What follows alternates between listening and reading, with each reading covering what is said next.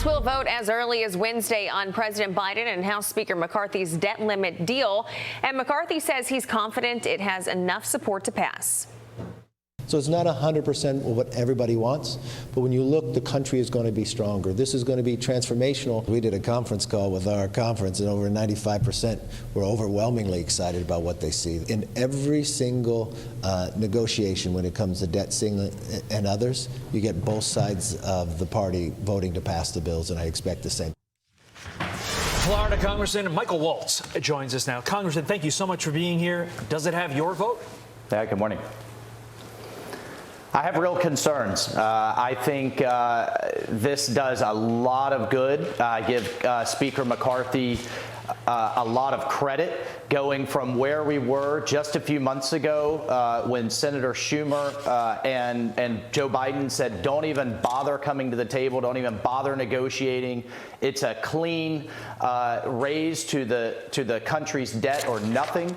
And to get to where we are, I do give him a lot of credit. And he's been very transparent with us as members of the House. But my concerns are national security. And I think the #1 job of the federal government is to keep us safe. I know there are those out there who say, look at the billions we spend on defense, but you have to look at that in the context of what's going on in the world. Iran is racing towards a nuclear weapon, and you could then have a nuclear arms race in the Middle East, not to mention Israel being wiped off the face of the earth, and the Chinese are on the march.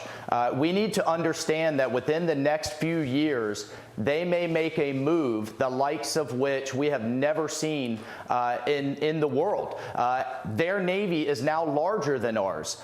Biden's budget, which this deal agrees to, would send our Navy backwards. We would retire more ships than we build. The average age of our ships are double the age of the Chinese Navy. They are tripling their nuclear arsenal. We've never faced both China and Russia with major nuclear arsenals. And then finally, in space, they are tripling what they're doing in space. So they have a major Reagan-style arms buildup going on, and we're going backwards with this budget and then putting a cap on it over the next few years.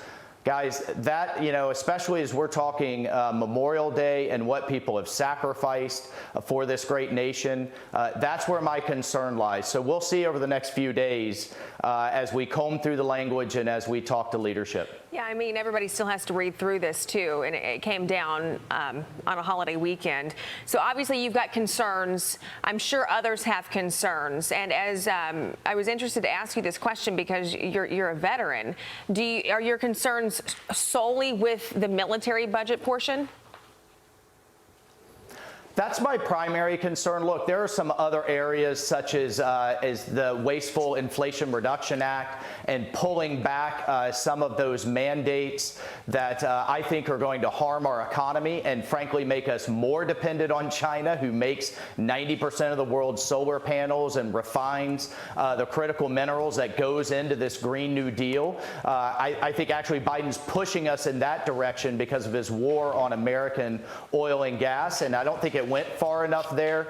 Look, I could live with that, but again, at the end of the day, we have to defend this country against threats the likes of which that we've never faced. And I agree with many who say the Pentagon has to stop its wasteful spending. I'm on the Armed Services Committee, and for every dollar that we ban when it comes to wokeness or that we ban when it comes to the Pentagon's own green agenda, we're going to reapply that money to getting our ships, tanks, planes in the best shape that they possibly can be and getting enough of them to compete with this massive military buildup that we're seeing from China right now.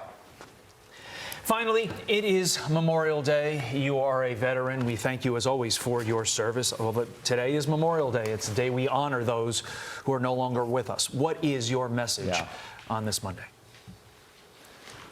My message to every American is to look in the mirror as I do before I walk up those Capitol steps, and ask yourself, are you worthy?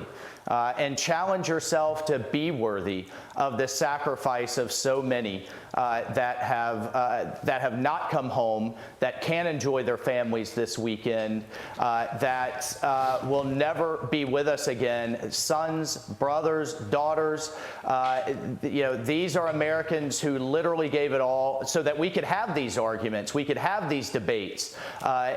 All of everything that we do in our daily lives were bought with their blood. So I wear this bracelet for Staff Sergeant Matt Pacino, who took point every single mission until the Taliban finally got him. I think of Brian Woods, who was shot in the head. His teammates were able to keep him alive until his wife could fly and visit him at the hospital in Germany. That survivor's guilt as their commander will always be with me. I didn't bring them home. We lost other Green Berets out of my unit, and I will never, ever, to the day I die, forget their sacrifice. So for their families, every day is Memorial Day. And again, be worthy, America. Be worthy of that sacrifice as citizens and as fellow Americans. Congressman Michael Waltz, thank you.